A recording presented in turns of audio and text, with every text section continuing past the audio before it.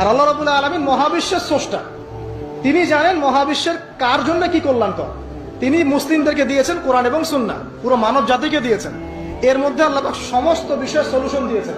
এখন আমি এটা অন্ধভাবে মানবো না, নাকি আল্লাহকে চ্যালেঞ্জ করবো যে কেন এটা দিলেন, কেন নামাজ পড়তে বললেন, কেন রোজা রাখতে বললেন, কেন হজ করতে বলছেন?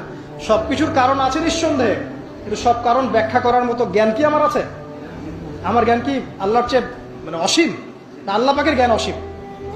তাহলে আল্লাহ পাকের জ্ঞান যেহেতু অসীম, এই অসীম জ্ঞানের অধিকারী একজন সত্তার কাছে আত্মসমর্পণ করবো, এটাই তো ইসলাম, এটাই তো মৌলবাদ, এটাই তো অন্ধত্ব। তাহলে এইসব শব্দগুলো দিয়ে মুসলিমদেরকে ডমিনেট করার কোনো মানে হয় না, এবং এই শব্দগুলোর অপপ্রয়োগটা চেঞ্জ করতে হবে। এটা হচ্ছে মিডিয়ার মধ্য দিয়ে একটা ইসলামপন্থীদের এগেইনস্টে আদর্শিক একটা আঘাত।